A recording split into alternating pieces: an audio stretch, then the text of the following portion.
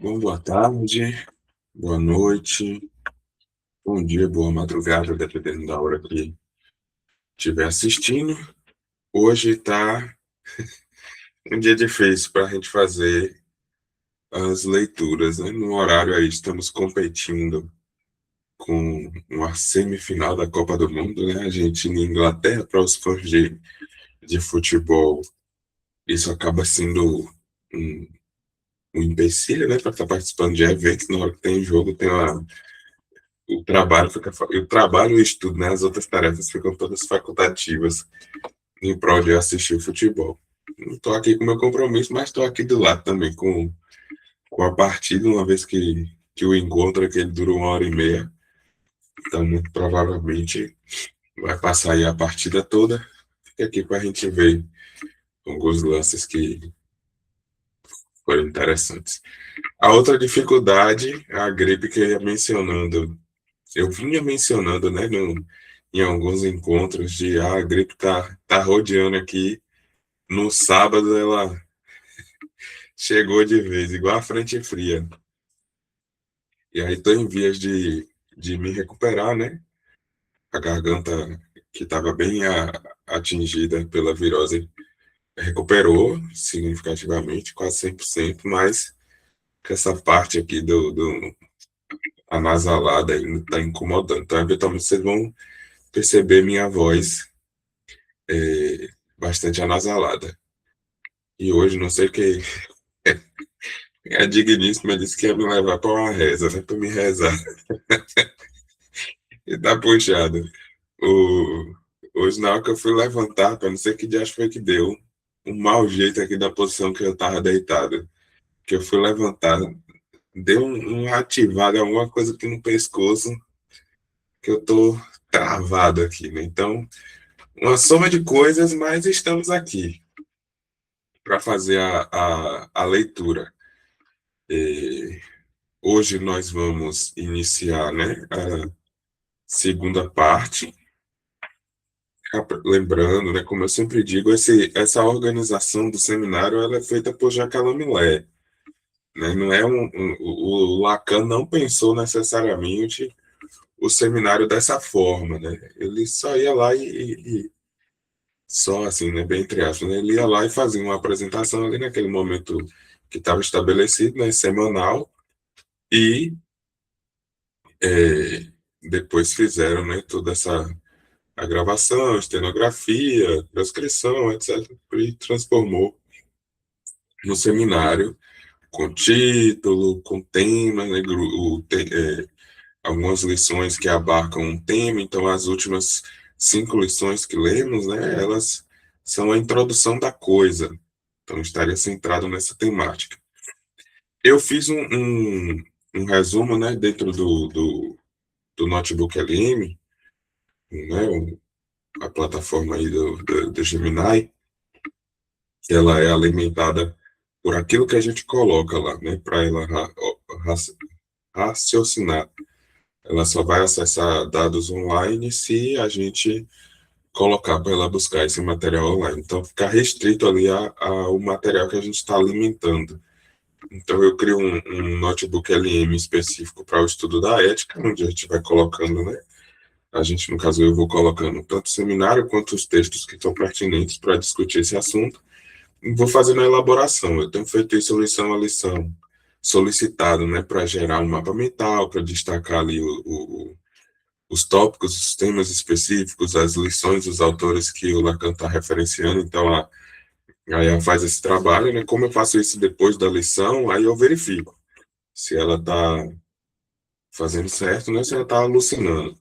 Então, tem a parte do mapa mental, tem a parte do infográfico e tem também um resumo em áudio, né? Que ele chama lá na plataforma de podcast, que é bem interessante também. E eu vou ali, é, vou escutando enquanto eu estou fazendo alguma coisa, tipo, vai lavar a louça, aí boto lá o tablet para ficar tocando, né?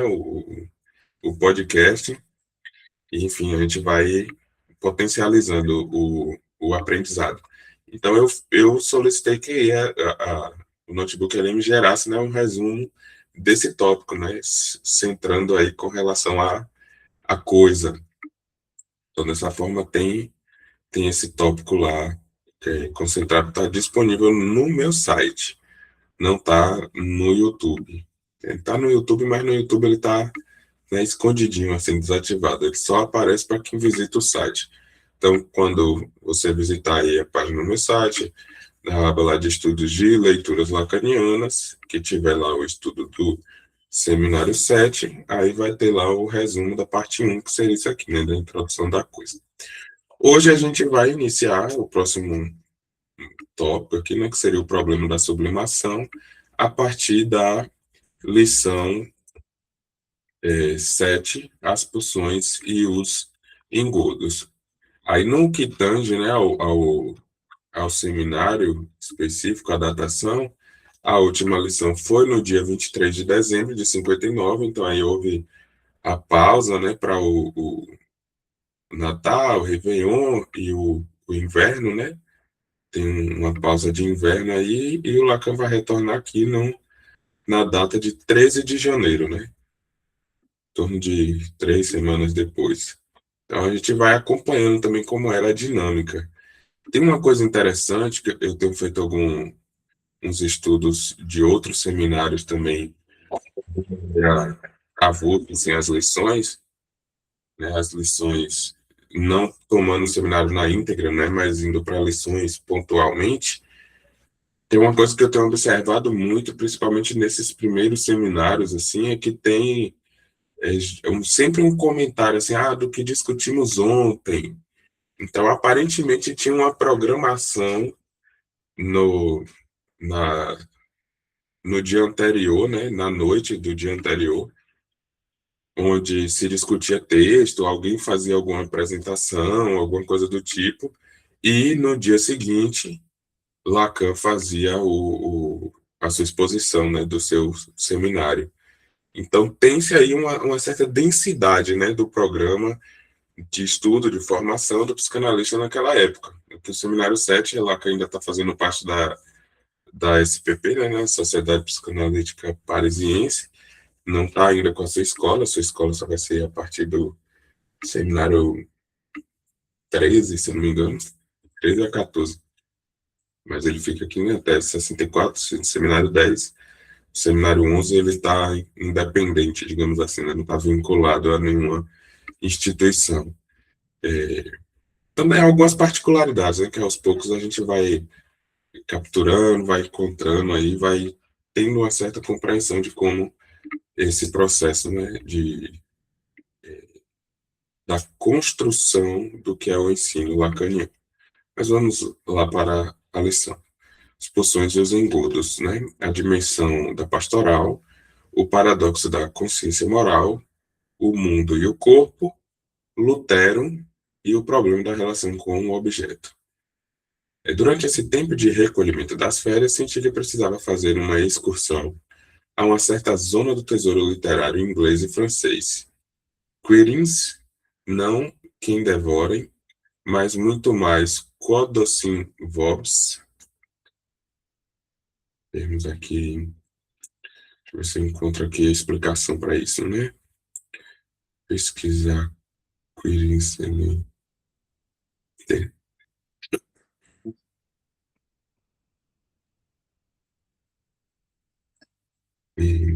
Não apareceu. Quodocin Vobs. Ele no Google aqui para ver o que ele me disse.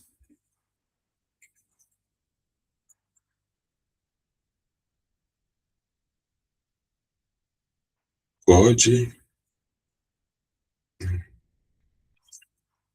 Deu uma biruleilada aqui agora o Google. Vamos lá. Quarins não o devorem, mas muito mais code docinho vobs, o que eles ensinaram. Deixa eu remover isso aqui. O que eles ensinar e como sobre o assunto para o qual, que como, né? Sobre o assunto para o qual dirigimos nosso leme com o título da Ética da Psicanálise. Vocês estão sentindo bem que ele nos deve levar a um ponto problemático, não apenas da doutrina de Freud, mas do que se pode chamar de nossa responsabilidade de analista. Está doendo. Esse ponto vocês ainda não viram despontar no horizonte. Meu Deus, não há razão para tê-lo visto, pois neste ano evitei mesmo o termo até aqui. Tão problemático para os teóricos da psicanálise, como vocês poderão ver seus testemunhos nas citações que lhes farei. Ponto, no então, tão essencial, é o que Freud chama de submerum, a sublimação, sublimerum.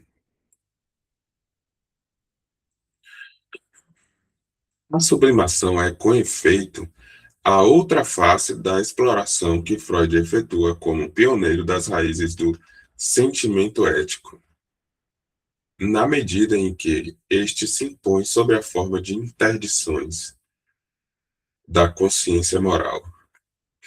É a sua face, que é para os ouvidos um pouco sensíveis, tão imprópria e tão comicamente designada no século. Entendo, por isso, o que é exterior ao nosso campo analítico, como filosofia dos valores. Nós que nos encontramos com Freud em posição de fornecer uma crítica tão nova quanto as fontes e a incidência da reflexão ética, estamos na mesma postura feliz no que se refere à face positiva, à elevação moral e espiritual, à escala de valores? O problema aparece aí muito mais movediço e delicado, mas não se pode, no entanto, dizer que possamos nos desinteressar dele em benefício das preocupações mais imediatas de uma ação simplesmente terapêutica. Freud, nos três ensaios sobre a teoria da sexualidade, emprega, no que se refere aos efeitos da aventura libidinal individual, dois termos correlativos: Fixerbart, como a fixação, com a qual constituímos o registro de explicação do que é inexplicável, e a Hafbarkeit, que se traduz como se pode por perseverança, mas que tem, todavia, uma curiosa ressonância em alemão, pois, sobretudo, quer dizer responsabilidade, comprometimento. E é justamente disso que se trata aqui, de nossa própria história coletiva de analistas. Estamos apreendidos numa aventura que tem um certo sentido, uma certa contingência, etapa, etapas. Não foi apenas com uma única tirada que Freud prosseguiu o caminho cujas balizas nos deixou. Pode ser também que estejamos, pelo efeito dos rodeios de Freud, agarrados a um certo ponto da evolução de seu pensamento, sem termos muito bem podido nos dar conta da contingência que ele apresenta, como todo efeito da história humana. Trataremos, portanto, segundo o método que vocês conhecem, pois se não é o nosso, em todo caso é familiar. Demos alguns passos para trás, 2, por exemplo, antes de darmos 3 para frente, na esperança de ganhar um. O passo para trás, lembremos o que a análise poderia parecer na ordem ética à primeira vista. Ela poderia parecer ser, e meu Deus, um certo canto de sereia poderia entreter aí um mal-entendido. A busca de uma moral para trás.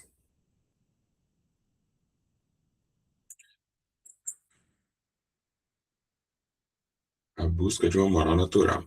E, por todo um lado de sua ação e de sua doutrina, ela efetivamente se apresenta assim, como que tendendo a nos simplificar algum embaraço de origem externa, da ordem do desconhecimento,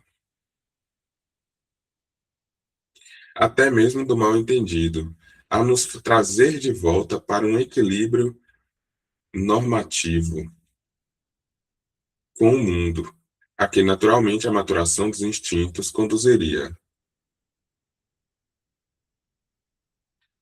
Quando eu grifo assim de roxo, né, ou lilás, não sei o tom que aparece aí na tela de vocês, é, geralmente são coisas ou negações, né, são ou equívocos, né, principalmente quando a gente lê no aspecto assim crítico, né, de um comentador, alguma coisa, não, isso aqui está um conceito equivocado, né? Ou é de outro autor que depois vai ser negado pela perspectiva, né? Ou subvertido pela perspectiva psicanalítica. Então eu coloco assim nessa cor, tal qual o verdinho geralmente eu utilizo, né, para os termos em outra língua e também para os títulos e autores, né, referências bibliográficas. Aí conforme vocês vão se acostumando com esse padrão, isso vai se tornando visual também, né? Então, aqui no sentido da primeira vista, a busca de uma moral natural. Então, eu coloco de rosto porque não é isso, né? Não, por mais que apresente como a primeira vista, não é a busca de uma moral natural que a ética da psicanálise nos impõe, né? Trazer de volta para um equilíbrio normativo também não é isso, né? E naturalmente a maturação dos instintos conduziria a isso, né? Então, é nessa perspectiva que eu grifo dessa cor. Pode-se ver, de tempos em tempos, pregar esse evangelho sobre a forma dessa relação genital, cujo tema eu evoquei mais de uma vez aqui, com mais do que reserva e até mesmo com mais do que cepticismo.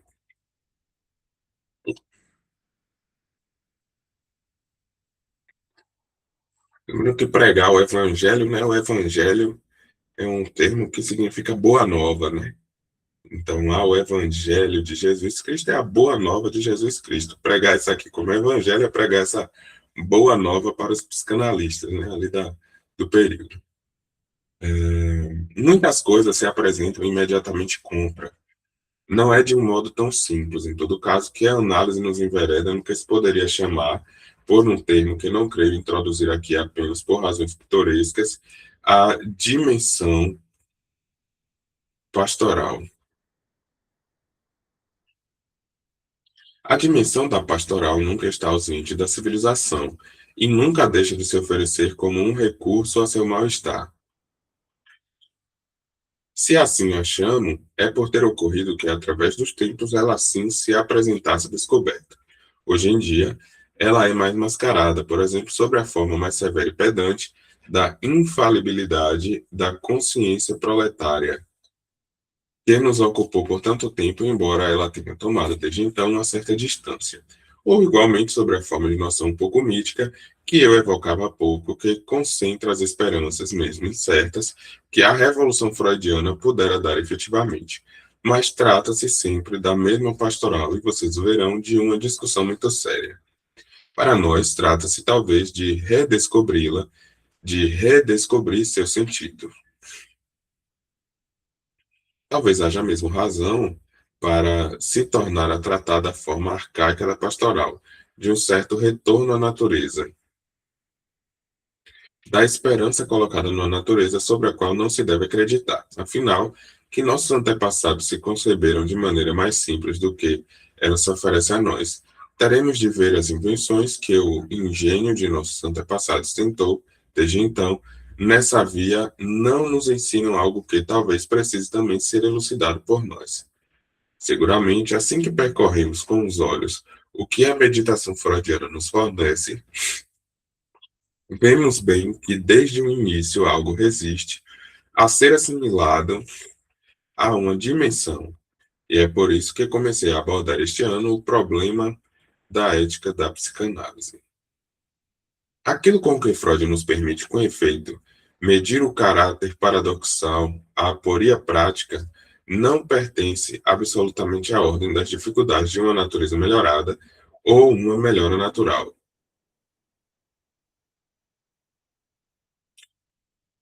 ou uma melhora natural pode apresentar. É algo que se apresenta imediatamente com um caráter totalmente particular de maldade, de incidência má.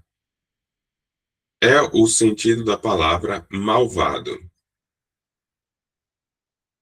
Freud depreende isso cada vez mais no decorrer de sua obra, até o ponto em que o leva a seu máximo da articulação no mal-estar na civilização, ou ainda quando estuda os mecanismos de um fenômeno como a melancolia. Qual é esse paradoxo? É aquilo em que a consciência moral, diz-nos ele, se manifesta de maneira tanto mais exigente quanto mais é afinada,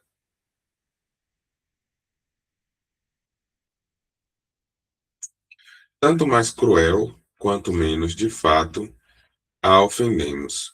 Tanto mais pontilhosa por ser na própria intimidade de nossos elãs e de nossos desejos, que a forçamos, por nossa abstenção nos atos, a ir buscar-nos. Em suma, o caráter inextinguível dessa consciência moral, sua crueldade paradoxal, faz dela, no indivíduo, como que um parasita nutrido pelas satisfações que se lhe concedem.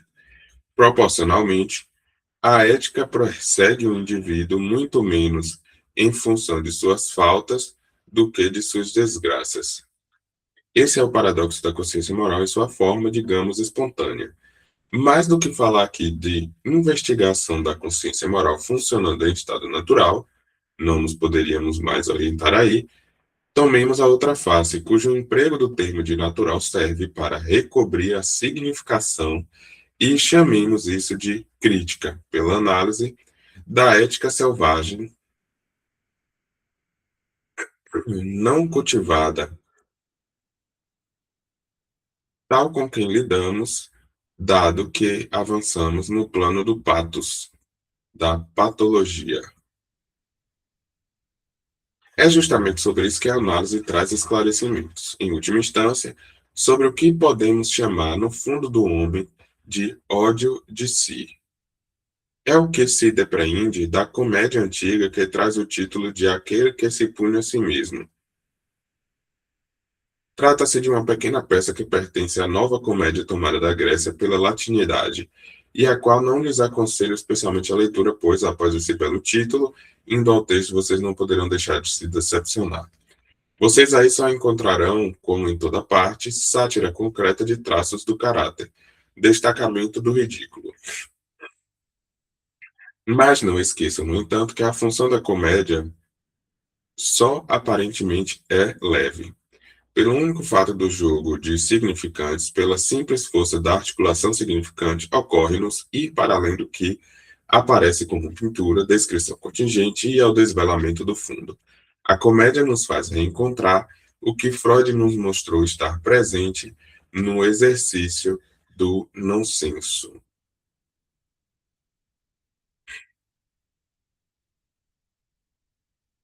Fazemos grifos aqui.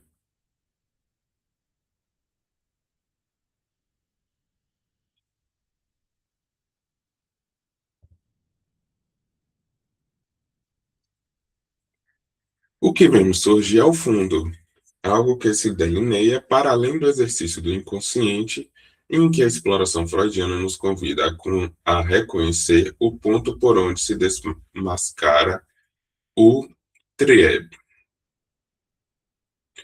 e não instinct. Né?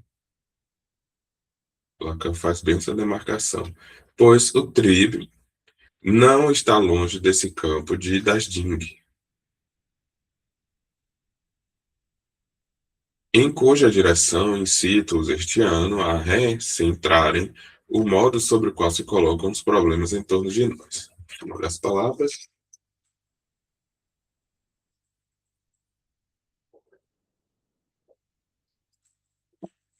O tri,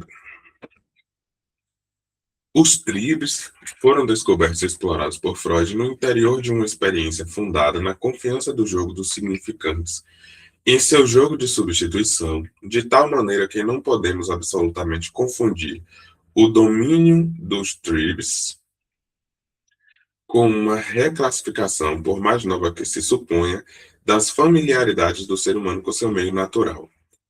O TRIB deve ser traduzido o mais próximo possível do equívoco. E comprazemo-nos, às vezes, em dizer a deriva. Aliás, é drive que traduz em inglês o termo alemão. Essa deriva, para a qual toda a ação do princípio do prazer se motiva, dirige-nos para esse ponto mítico que foi articulado nos termos de relação de objeto. Devemos nos obrigar a apurar seu sentido e criticar as confusões introduzidas, as ambiguidades significativas, bem mais graves do que qualquer equívoco significante. Aproximamo-nos agora do que Freud disse de mais profundo sobre a natureza dos trigos, e especialmente na medida em que estes podem fornecer ao sujeito matéria para a satisfação de mais de uma maneira, nomeadamente deixando aberta a porta, a via, a carreira da sublimação. Até agora, isso permaneceu no pensamento analítico, um domínio quase reservado, no qual apenas os mais audaciosos ousaram tocar, e ainda por cima, não sem manifestar a insatisfação, a sede em que as formulações de Freud os deixaram. Vamos nos referir aqui a alguns textos extraídos de mais de um ponto de sua obra, desde os três ensaios sobre a teoria da sexualidade, até Moisés e o monoteísmo, passando pelo Einführung, as Vorlesungen e o mal-estar na civilização.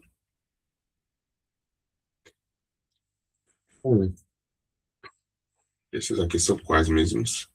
Eu até comecei a fazer o Duolingo em alemão para ver se melhora a compreensão dos termos em alemães, né? A Einführung é introdução e as Vorlesungen não aparece. Vamos ao Google. Palestra. Então isso aqui deve dizer respeito às conferências introdutórias.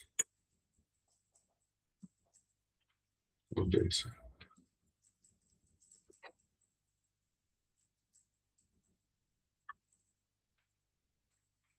Freud incita-nos a refletir sobre a sublimação, ou mais exatamente propõe-nos a maneira pela qual ele mesmo tenta definir seu campo, todo tipo de dificuldades que merecem que nos detenhamos nela hoje. Bom, nessa parte 1 aqui, né, ele está trazendo para o campo de discussão a pulsão, colocando a relação da pulsão com das din, né, com a coisa,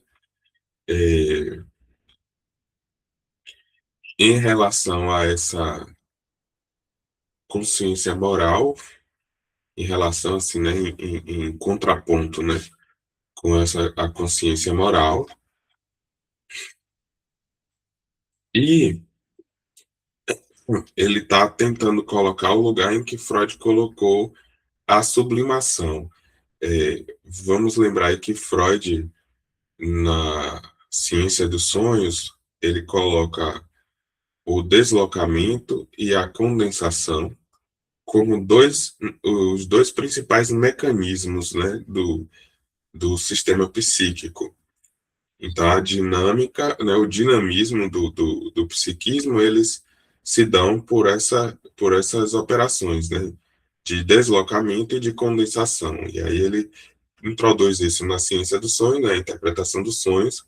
Lacan vai tomar o deslocamento e a condensação por metáfora e metonímia. Então, ele vai estabelecer que a condensação está para a metáfora e o deslocamento está para a metonímia.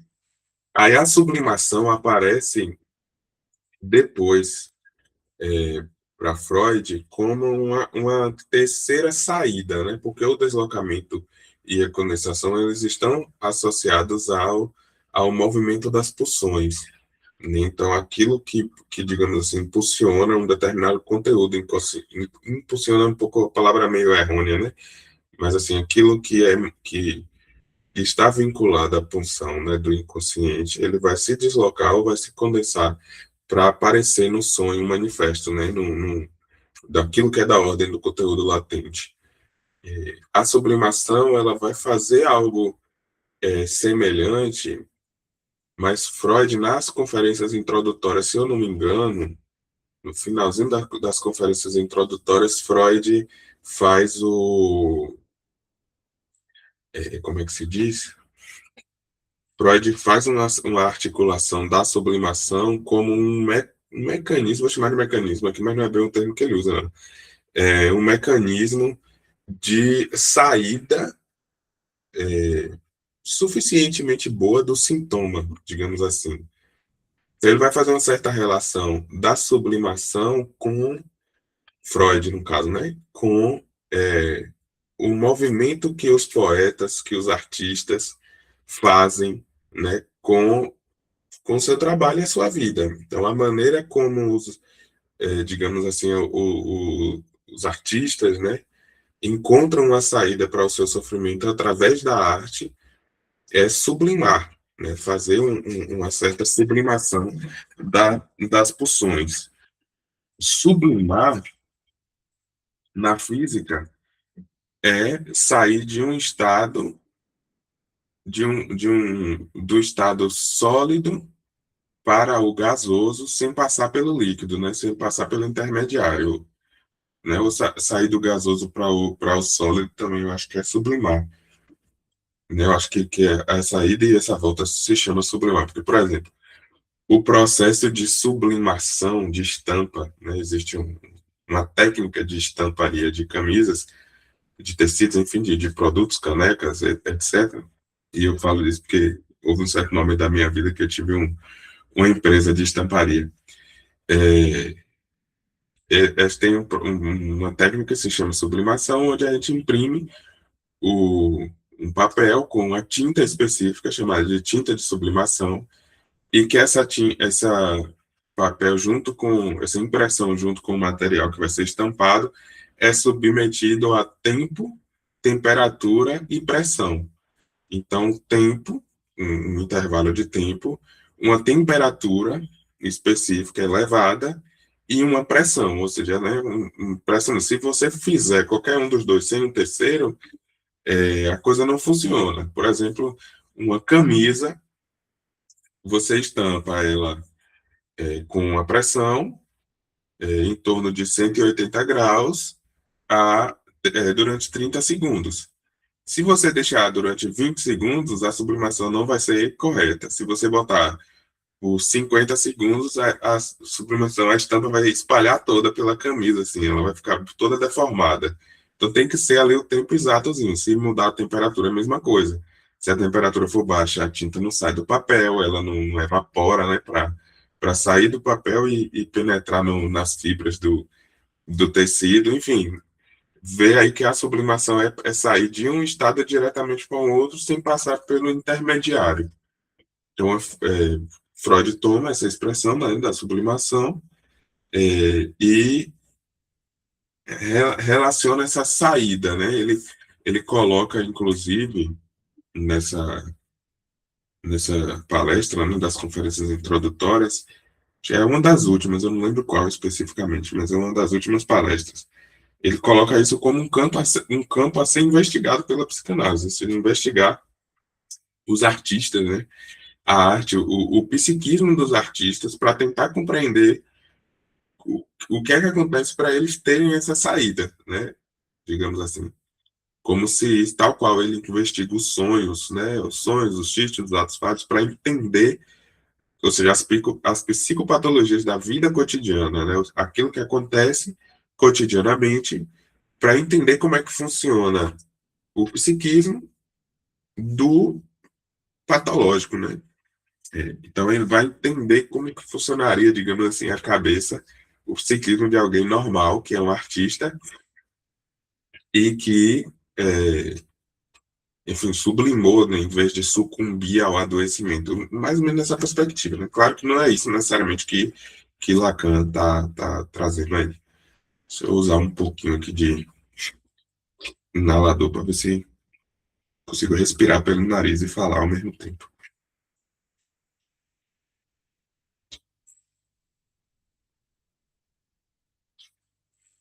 Nossa, isso aqui quando o nariz entope, inalador Vic Vaporub. Quem não sabe, quem não tem conhecimento disso, procure. Quando tiver gripado, fica aí a dica. Eu não estou recebendo nada, né? O Vic, me patrocina. Continuando, tópico 2. Já que é no campo dos crimes, né, das pulsões, que se coloca para nós o problema da sublimação, gostaria inicialmente de nos deter um instante num texto extraído das palestras, né, das conferências, isto é, do que se traduziu em francês por Introdução à Psicanálise, página 358, no volume. Né? Aí ele traz uma citação aqui. Assim, devemos levar em consideração que as pulsões, triebe, as comoções pulsionais sexuais, são extraordinariamente plásticas. Elas podem entrar em jogo umas no lugar das outras. Uma pode pegar para si a intensidade das outras.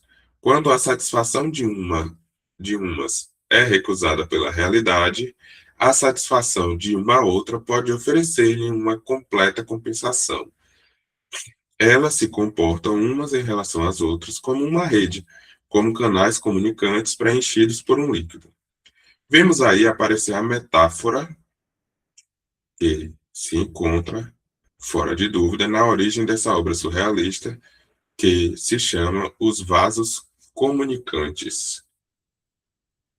Freud prossegue, estou abreviando, elas se comportam, portanto, dessa maneira, e isto apesar de poderem cair sobre a dominação, sobre a supremacia do genital primate, o que, portanto, não deve ser considerado como tão fácil de se reunir numa única Vorstellung, representação.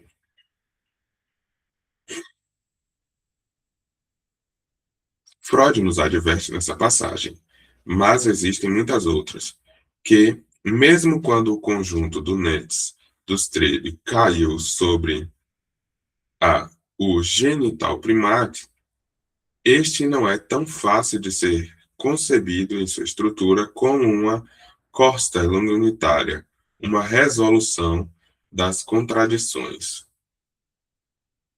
Sabemos isso de cor, o que não elimina em nada o caráter comunicante e, portanto, fugitivo, plástico, como ele mesmo se expressa da economia das Triebehörungen. Deixa eu ver aqui o que é. Nets. Nets é rede, rede das pulsões, né? Genital primate. Primata genital.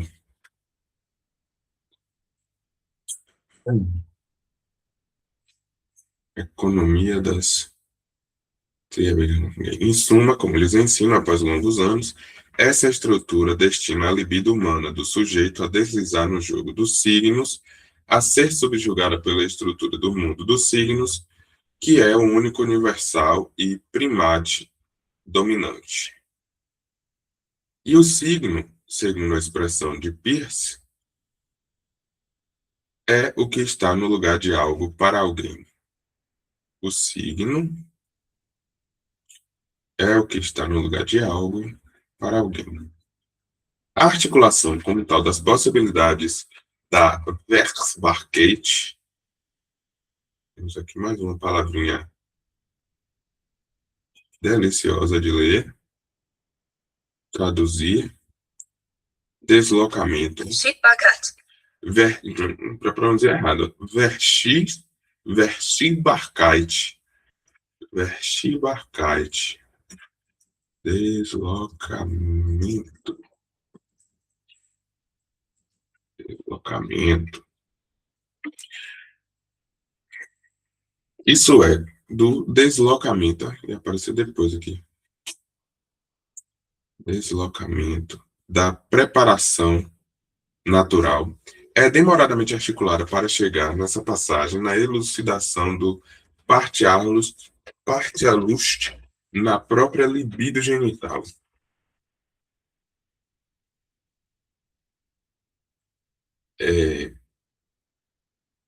Existe uma questão aqui nessa maneira, né, de escrita. Partialust,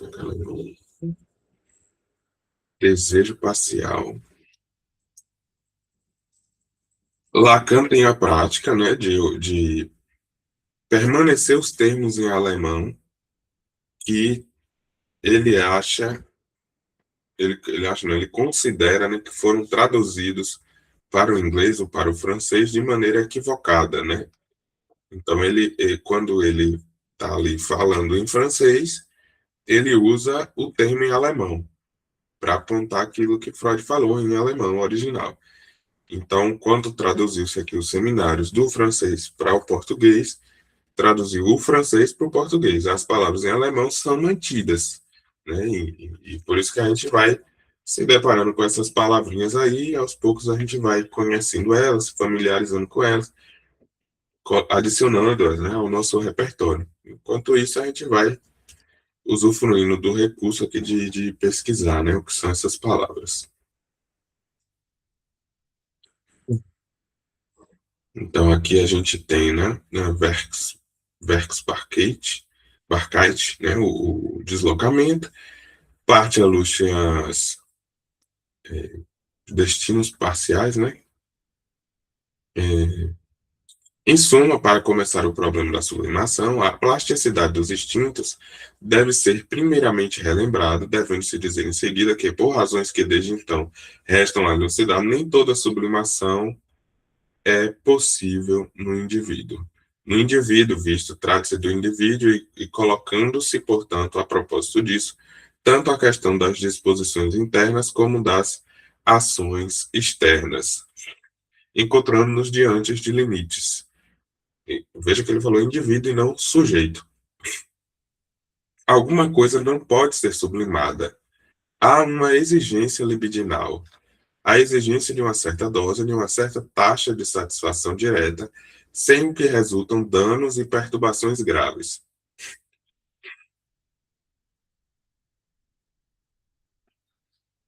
Mas nosso ponto de partida é a ligação da libido com esse Netz, com essa Flüssigkeit, com essa Werksbarkeit dos signos como tais. É para aí, aliás, que somos levados de volta cada vez que lemos Freud atentamente. Estabelecemos aqui mais um ponto de articulação essencial necessário antes que possamos tornar a seguir adiante. É claro que a libido, com seus aspectos paradoxais, arcaicos, ditos pré-genitais, com seu polimorfismo eterno, com esse mundo de imagens ligados aos modos pulsionais dos diferentes estados, orais, anais e genitais, e que é, sem dúvida alguma, a originalidade da dimensão freudiana. Em suma, todo o microcosmo não tem absolutamente nada a ver com o macrocosmo e não engendra o mundo senão na imaginação. Essa é a doutrina freudiana, contrariamente ao rumo em que um tal de seus discípulos, Jung, para citá-lo, tenta arrastá-la. Esse ponto de bifurcação do grupo freudiano que se citou em torno de 1910. Isso é importante, particularmente no momento em que é totalmente evidente que, se acaso os fizeram aí habitar, não é absolutamente mais preciso procurar o falo, nem o anel anal sobre a abóbada estrelada. Eles estão definitivamente expulsos daí. Durante muito tempo, no próprio pensamento científico, homens puderam habitar projeções cosmológicas. Por muito tempo houve uma alma no mundo, e o pensamento pôde embalar-se com alguma relação profunda de nossas imagens com o mundo que nos rodeia. É um ponto do qual não se parece notar a importância que a investigação freudiana entrar o mundo inteiro em nós, recolocou definitivamente em seu lugar, ou seja, em nosso corpo, e não alhures. A respeito disso, permitir-me-ei relembrar-lhes a que ponto o pensamento científico e o pensamento teológico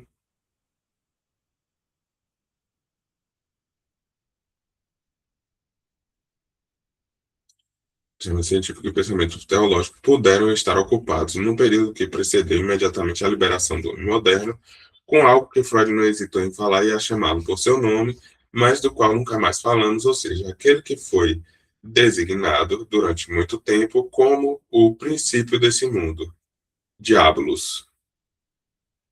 Simbólico aqui se completa por diabólico, com todas as formas que a predicação teológica articulou. Aqui tem um ponto, né? Todo o microcosmo não tem absolutamente nada a ver com o macrocosmo e não engendra o mundo senão na imaginação.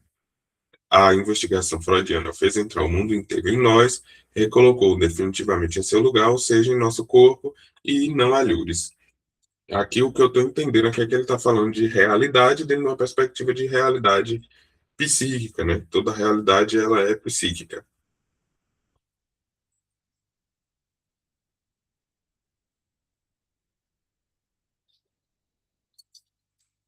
Nesse ponto é que ele traz o diabolos, né? O diabólico,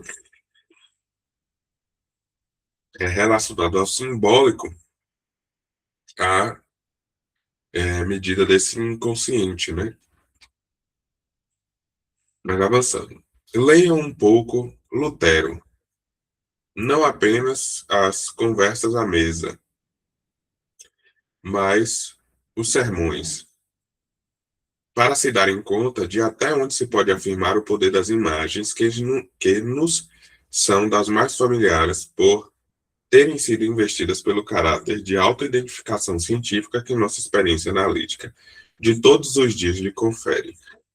É justamente a essas aí que se refere o pensamento de um profeta tão poderoso em sua incidência e que renova o fundo do ensinamento cristão, quando procura expressar nossa derrelição, nossa queda no mundo em que caímos no abandono.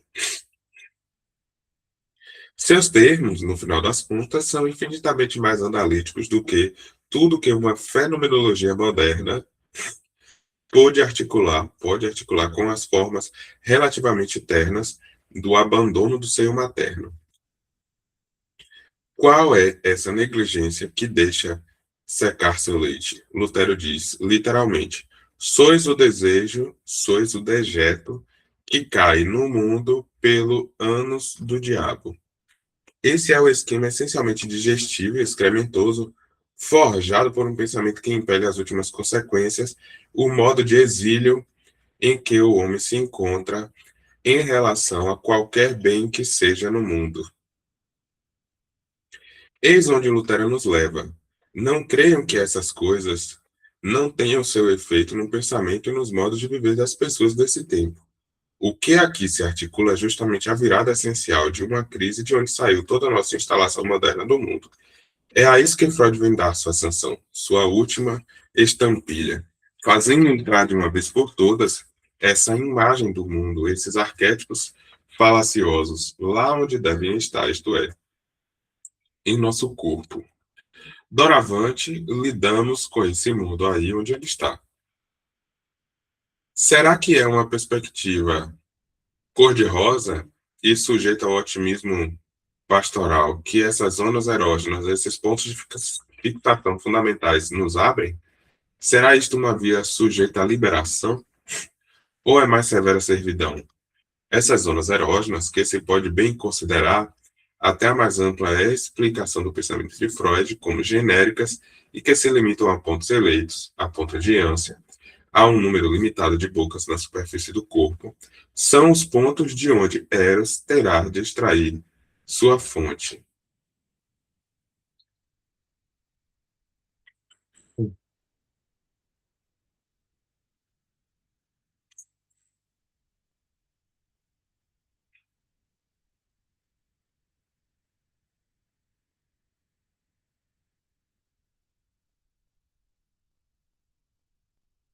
Para se dar conta do que Freud introduz aí de essencial, de original, basta se referir a essas aberturas que o exercício do canto poético confere ao pensamento. Imagine, conforme tal poeta, conforme Walt Whitman, por exemplo, o que, como homem, se poderia desejar de seu próprio corpo.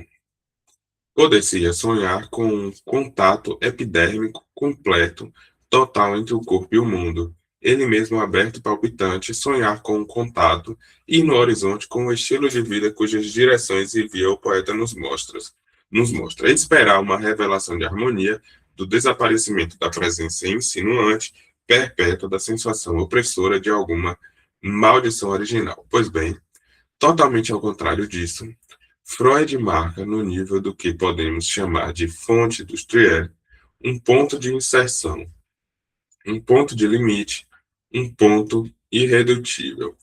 E é justamente isso que a experiência encontra no caráter irredutível. Encontramos aqui, mais uma vez, a ambiguidade desses resíduos das formas arcaicas da libido. Estas, dizem-nos, por um lado, não são suscetíveis de bifédigo.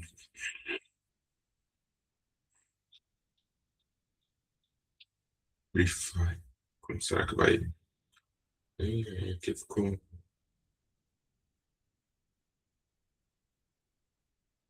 Aqui não vai traduzir essa palavra que está quebrada.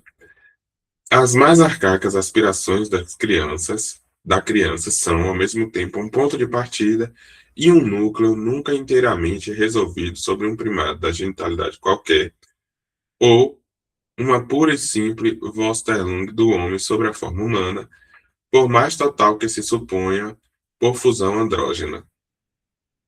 Há sempre sonhos dessas formas primárias arcaicas da libido. Esse é um primeiro ponto que a experiência acentua como o discurso freudiano articula. Por um outro lado, Freud mostra-nos a abertura, que parece à primeira vista quase sem limite, das substituições que podem ser feitas na outra extremidade, no nível do alvo.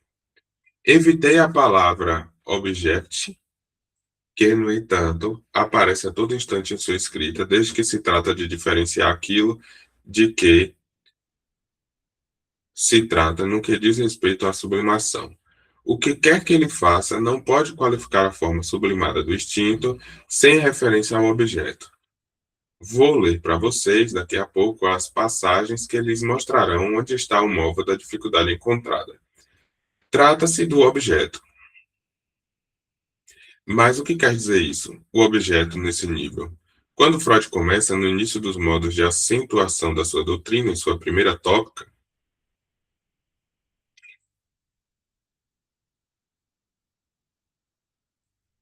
a articular aquilo que concerne à sublimação, nomeadamente nos 3 ensaios sobre a teoria da sexualidade, mais uma vez ele aqui aparecendo, a sublimação caracteriza-se por uma mudança nos objetos ou na libido que não se faz por intermédio de um retorno do recalcado, que não se faz sintomaticamente, indiretamente, mas diretamente de uma maneira que se satisfaz diretamente. Tal qual, né, o ponto que eu havia mencionado de quando ele aparece, a sublimação aparece como um movimento das pulsões nos artistas, como se aquilo que tivesse recalcado no inconsciente, que fosse gerar um sintoma, um sonho, né, uma doença, um adoecimento, uma psiconeurose, sublima-se, né, substitui o objeto. Então, um artista que tem determinado sofrimento na vida, ele substitui aquele objeto ali por outro, né, diretamente, e isso faz uma sublimação, né? E aí, enfim, é uma forma de saída, digamos assim, na leitura freudiana. A libido vem encontrar sua satisfação nos objetos. Como distingui-los inicialmente? Muito simples. Muito massivamente, e, para dizer a verdade, não sem abrir um campo de perplexidade infinita, como objetos socialmente valorizados, objetos aos quais o grupo pode dar sua aprovação, uma vez que são objetos de utilidade pública. É desse modo que a possibilidade de sublimação é definida, ou seja, tem um fator aí de laço social, né, de convivência. Né? Esse objeto que é substituído na sublimação são objetos socialmente valorizados, aos quais o grupo pode dar sua aprovação e são objetos de utilidade pública. Encontramos-nos aqui aptos a segurar firmemente as duas extremidades de uma cadeia. Por um lado, há a possibilidade de satisfação, ainda que seja substitutiva, e pelo intermédio daquilo que o texto chama de surrogate. E o que é surrogate? Substitutos. Por outro lado, trata-se de objetos que vão adquirir um valor social coletivo. Encontramos-nos diante de uma cilada onde o pensamento, no seu pendor à facilidade, pode apenas para nela se precipitar e que seria a de aí construir uma posição fácil a uma conciliação fácil entre o indivíduo e o coletivo. E isso aqui eu estou imaginando que Lacan está colocando isso a sublimação em contraposição, uma vez que a sublimação tem essa possibilidade de satisfação substituta e os objetivos têm um valor social. Então, a sublimação é em prol de um bem, digamos assim, um bem moral, né? Então, tem algo aí de crítica, né, a esse aspecto moral e ético. Não parece colocar problema o fato de que o coletivo possa encontrar satisfação lá onde ocorre de um indivíduo ter de trocar suas estratégias, suas miras, e onde, por outro lado, tratar-se-ia, nessa ocasião, de uma satisfação individual correndo por conta própria, sozinha. Mas foi-nos dito originalmente o quanto a satisfação da libido é problemática. Tudo que é da ordem do triebe coloca a questão de sua plasticidade e também de seus limites. Essa formulação está igualmente longe de ser daquelas quais Freud se pôde ater. Longe de ater-se a ela, nos três ensaios, ele põe a sublimação em seus mais óbvios efeitos sociais em relação com o que chama de Reaktionsbildung. Reaktionsbildung. Reações, o quê? Formação de reação. Formação de reação. É difícil de lembrar.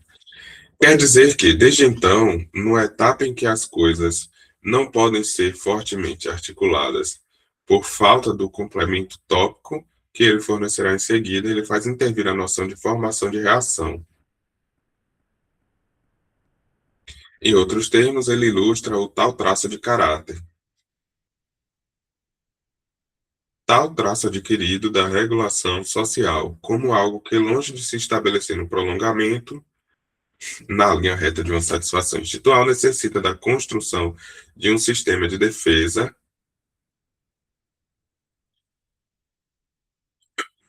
antagônico, por exemplo, à pulsão anal.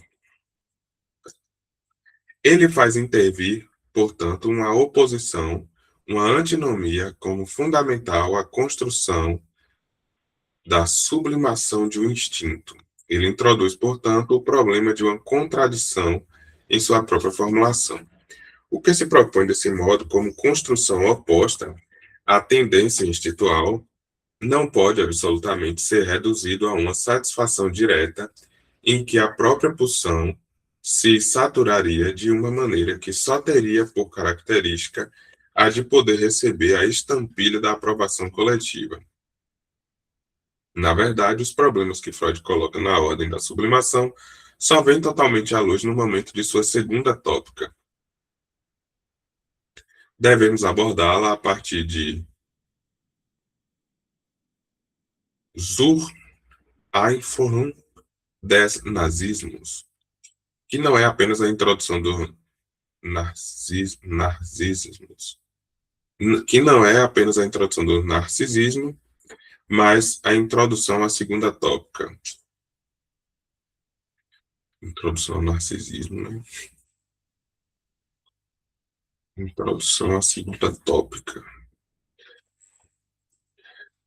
Nesse texto, traduzido para o uso da Society por nosso amigo Jean Laplanche, que é a revista da Sociedade, Jean Laplanche é um analista, e ao qual lhes rogo se referirem nos Gizmo-Latour, volume 10, página 161, vocês encontrarão a seguinte articulação.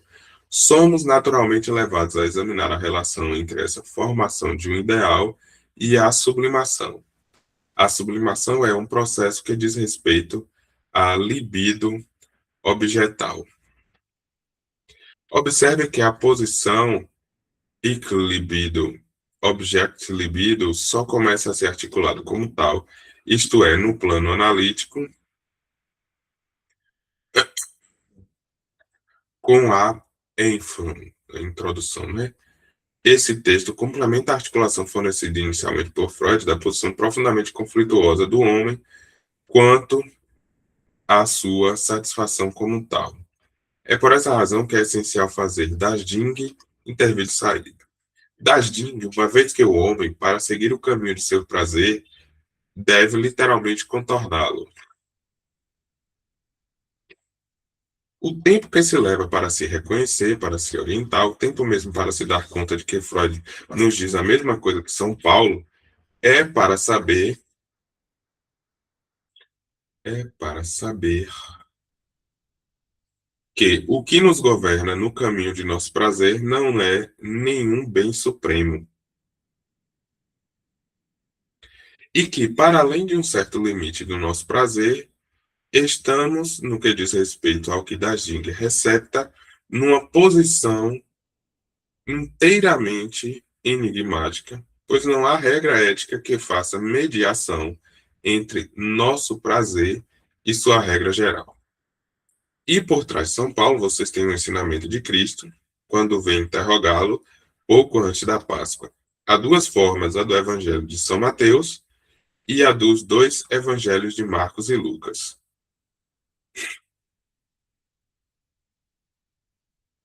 No Evangelho de São Mateus, onde é mais nítido, dizem-lhe: que devemos fazer de bom para aceder à vida eterna? Ele responde no texto grego: que vem vocês falar-me de bom? Quem sabe o que é bom? Somente ele, aquele que está mais além, o Pai Nosso, sabe o que é bom.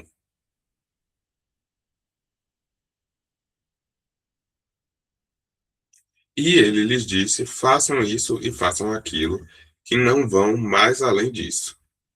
Basta tão simplesmente seguir seus mandamentos. E mais além, há o enunciado: amarás teu próximo como a ti mesmo. É um mandamento que devia, com razão e com que pertinência, constituir o ponto de parada do mal-estar na civilização, termo ideal, onde a necessidade de sua própria interrogação conduz, pois Freud jamais recuou diante do que quer fosse que se apresentasse a seu exame. Nesta ocasião, eu não poderia mais incitar-lhes se vocês são capazes a se darem conta daquilo que, na resposta de Cristo, não deixa de estar há muito tempo fechada toda a percepção auricular, com exceção dos ouvidos avisados. Se eles têm ouvidos para não ouvir, o Evangelho é um exemplo disso. Experimentem um pouco ler as palavras daquele de quem se diz que nunca riu. Lê-las pelo que são. De vez em quando, isso não deixará de surpreendê-los como sendo de um humor que ultrapassa tudo. A parábola do administrador infiel, por exemplo, estamos habituados há algum tempo, por menos que se tenham frequentado as igrejas, a ver isso estourar em cima de nossas cabeças, e ninguém pensa em se espantar que o Filho do Homem, o puro entre os puros, nos diga, em suma, que a melhor maneira de se chegar à salvação da alma seja especulando com os fundos dos quais se está encarregada, pois isso também pode atrair vocês, se não méritos, pelo menos algum reconhecimento da parte dos filhos da luz. Existe aí uma certa contradição no plano de uma moral homogênea, uniforme e banal, mas talvez poder-se-ia recortar outros bosquejos dessa espécie, sem contar os outros, esta piada formidável: dai a César o que é de César, e agora virem-se. Estilo de paradoxo que está entregue, no caso, a todas as evasões, a todas as rupturas, a todas as ânsias do não-senso. Diálogos insidiosos em que o interlocutor sabe sempre escapulir magistralmente para fora das ciladas que lhe armam. Para voltar ao que é, por enquanto, o nosso assunto, o bem como tal, que foi o eterno objeto da pesquisa filosófica no que diz respeito à ética, a pedra filosofal de todos os moralistas, o bem é negado por Freud. Ele é recusado na origem de seu pensamento, na própria noção do princípio do prazer como regra da mais profunda tendência da ordem das pulsões. Só um instante.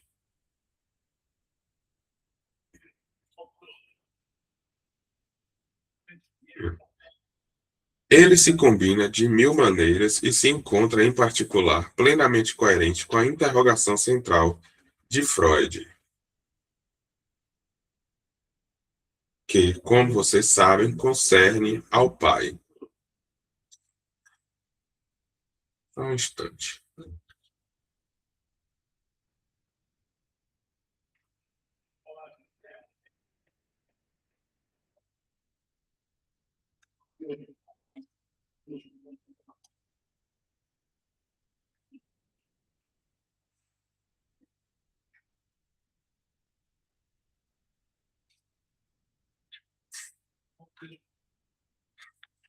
Só um instantezinho, eu estou verificando um ponto aqui.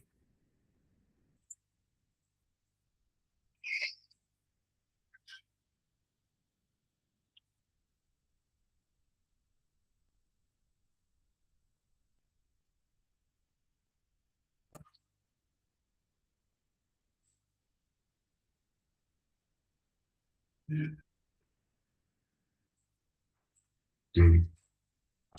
Voltando. Deixa eu pegar esse ponto aqui de novo. Para voltar ao que é no nosso assunto, bem é negado por Freud. Ele é recusado na origem do seu pensamento, na própria noção do princípio do prazer, como regra mais profunda, como regra da mais profunda tendência da ordem das pulsões. Ele se combina de mil maneiras e se encontra, em particular, plenamente coerente com a interrogação central de Freud, que, como vocês sabem, concerne ao pai. Para bem conceber a posição de Freud concernente ao pai, é preciso ter ido buscar a articulação do pensamento de um Lutério quando este foi titilado no nível das narinas por Erasmo, o qual, não sem que durante longos anos tivesse puxado sua orelha, sabe Deus haver finalmente publicado seu Delibera Vitrio, para relembrar a esse louco furioso de Wittenberg e toda a autoridade cristã, deixa eu marcar esses nomes aqui, desde as palavras de Cristo até São Paulo, Santo Agostinho e toda a tradição dos padres, fazia pensar que as obras, as boas obras, não eram pouca coisa e que, em suma, a tradição dos filósofos, aquela de bem supremo, não devia ser jogada fora. Lutero, até aí, extremamente reservado, em relação à pessoa de Erasmo, embora conservando uma certa ironia a seu respeito, publica então o De Servo Arbítrio.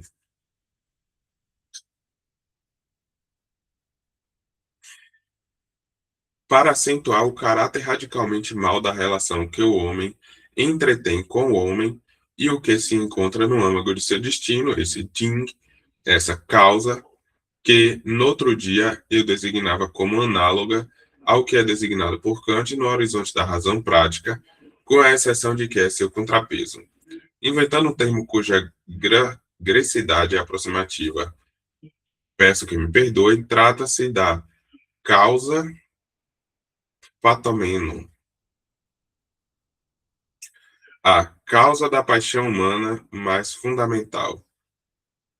Lutero escreve isto: o ódio eterno de Deus contra os homens, não apenas contra as fraquezas e contra as obras de uma livre vontade, mas um ódio que existia antes mesmo que o mundo fosse criado.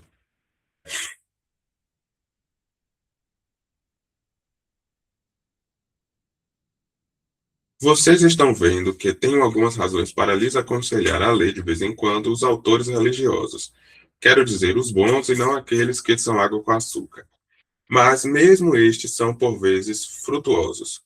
São Francisco de Sales, sobre o casamento, assegurou-lhes que bem se equivale ao livro de Van der Waals sobre o casamento perfeito. Mas Lutero, na minha opinião, representa muito mais. E é da Inglaterra. É, esse ódio que existia antes mesmo que o mundo fosse criado, que é correlativo da relação que há entre uma certa incidência da lei como tal e uma certa concepção das Ding como sendo o problema radical e, em suma, do mal. Esse ódio que existia antes mesmo que o mundo fosse criado, que é correlativo da relação que há entre uma certa incidência da lei como tal e uma certa concepção da Ding como sendo o problema radical e, em suma, do mal. Penso que a vocês não escapa, que é exatamente aquilo com que Freud lida quando a questão que ele coloca sobre o pai o conduz a nos mostrar nele o tirano da horda.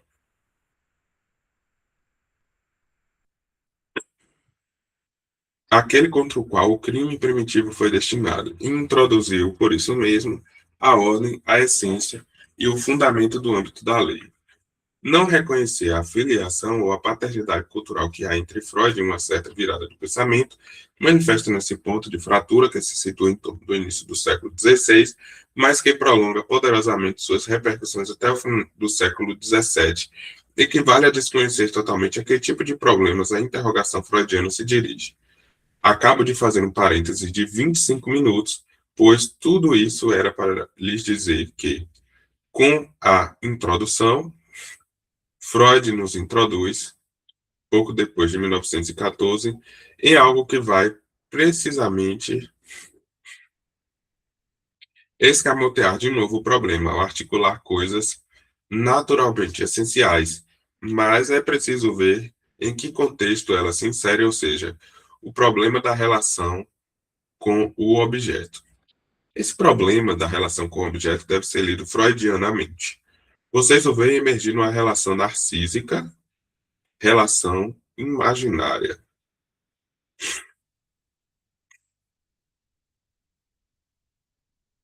Relação narcísica, relação imaginária não quer dizer narcisista, né? De transtorno narcisista ou algo de tal natureza, mas relação narcísica tem a ver com relação de eu, né? Nesse nível, o objeto é introduzido na medida em que ele é perpetuamente intercambiável com o amor que o sujeito tem por sua própria imagem.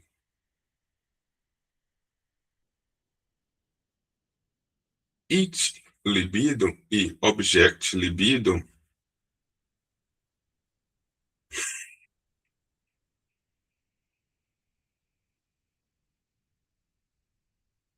deixa eu dar uma travadinha aqui agora, são introduzidos por Freud com relação à diferença entre it, ideal, o ideal de eu, e eu ideal. E entre a miragem do eu e a formação de um ideal.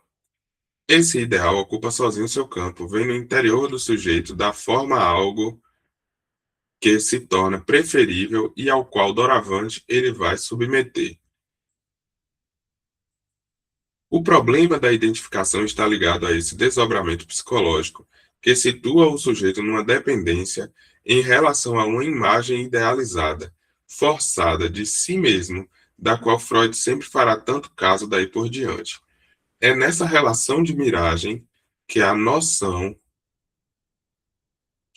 de objeto é introduzida. Mas esse objeto não é a mesma coisa que aquele visado no horizonte da tendência. Entre o objeto, tal como é estruturado pela relação nazista, narcísica, e das Ding, há uma diferença. E é justamente na vertente dessa diferença que se situa para nós o problema da sublimação. Freud, numa pequena nota dos 3 ensaios, dá uma espécie de flash que é bem do estilo do ensaio sobre a diferença que nos retém entre a vida amorosa dos antigos, trata-se dos pré-cristãos, e a nossa. Ela reside nisto, diz ele. Os antigos davam relevância à tendência a ela mesma, enquanto nós damos ao objeto. Os antigos rodeavam a tendência com festas, e estavam prontos também a fazer as honras, pelo intermédio da tendência, de um objeto de menos valor, de valor comum, ao passo que nós Reduzimos o valor da manifestação da tendência e exigimos o suporte do objeto pelos traços prevalentes do objeto. Não capturei muito bem essa mensagem, não. Freud, aliás, ainda escreveu longas páginas para nos falar de certas depreciações da vida amorosa. Depreciações que se fazem em nome de quê? Em nome de um ideal que é incontestável. Leu ainda isto no mal-estar. Dentre as obras deste delicado autor inglês, Galsworth, cujo valor é hoje em dia reconhecido internacionalmente, uma novela, outrora muito me agradara, chama-se The Apple Tree, e mostra como não há mais lugar em nossa vida civilizada,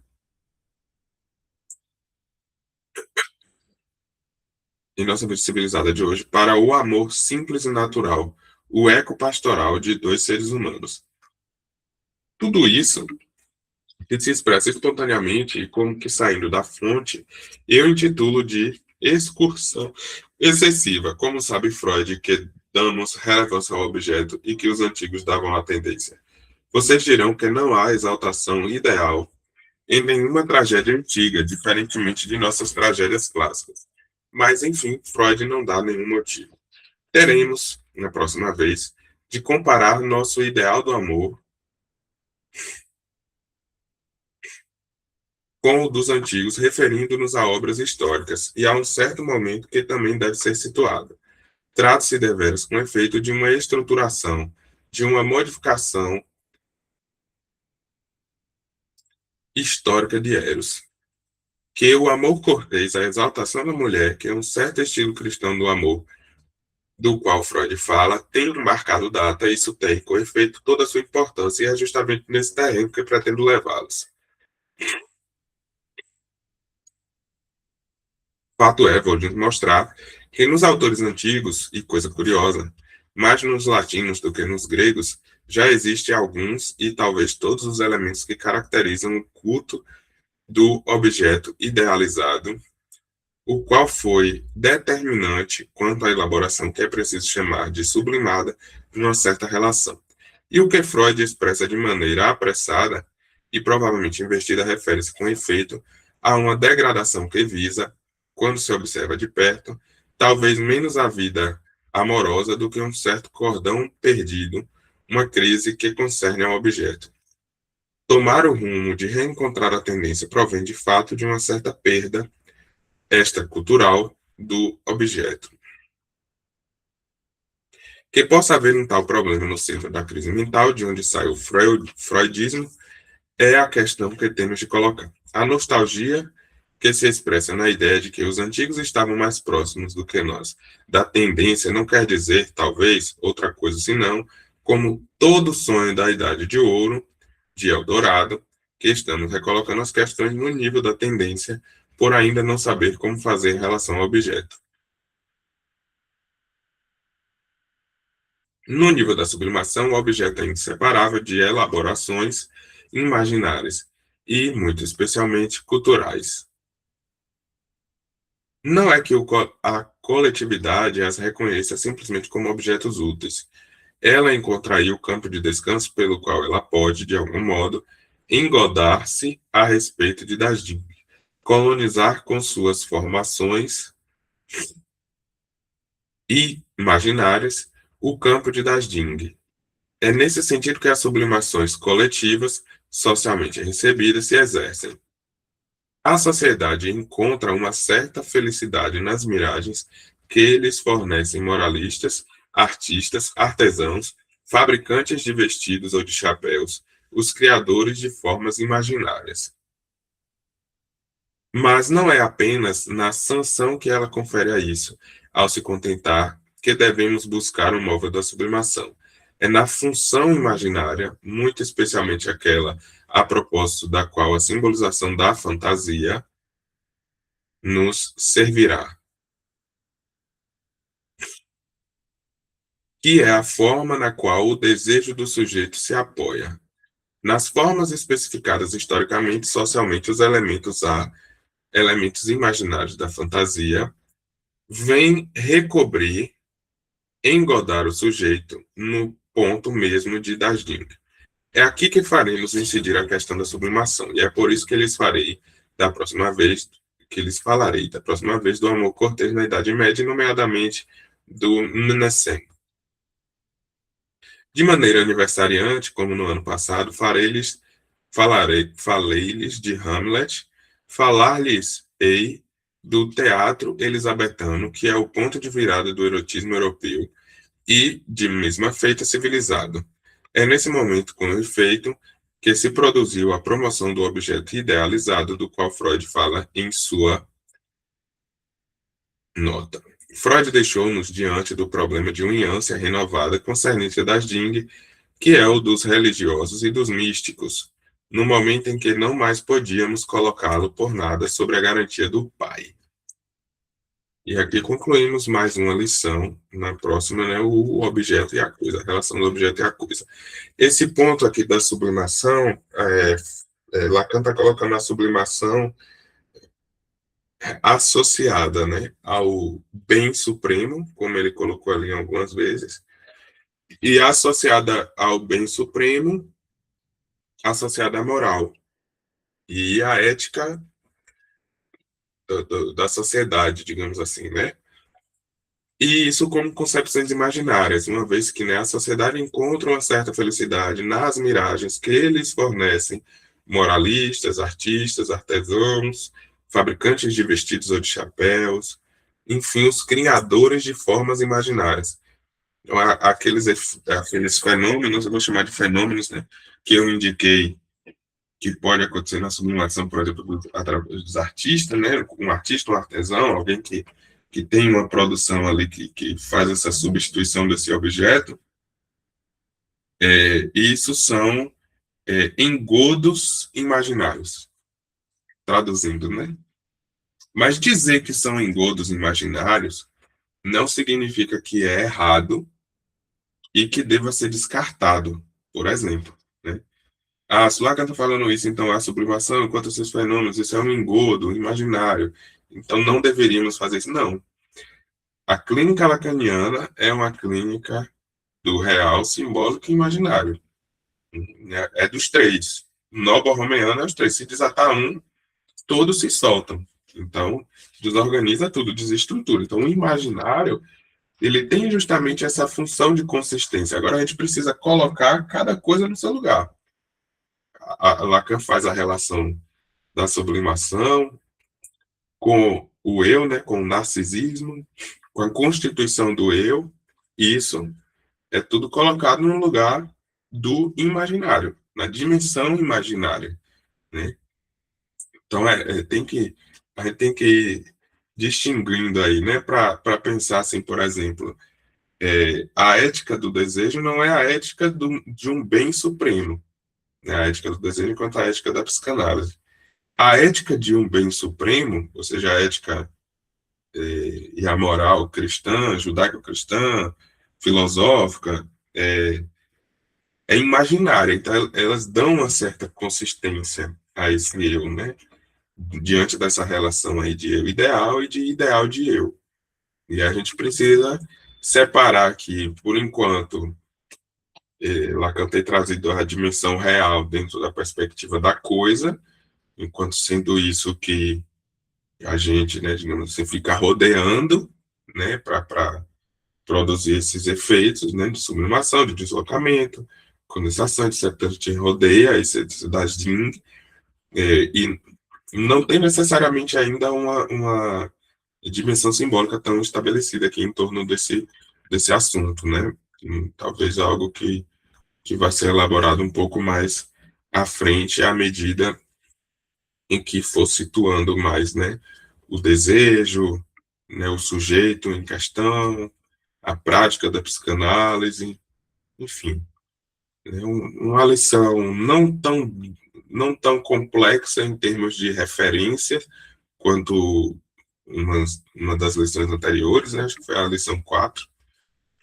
Foi 4 foi a 5, que foi bem complexa, bem difícil. Essa tem uma certa densidade também, a sublimação hoje não é no campo psicanalítico, assim, não é uma coisa que a gente vê muito falar, né? A gente não ouve muito se discutindo a respeito da sublimação. Tem uma certa complexidade, uma certa densidade essa lição, mas ela é em certa medida apreensível, né?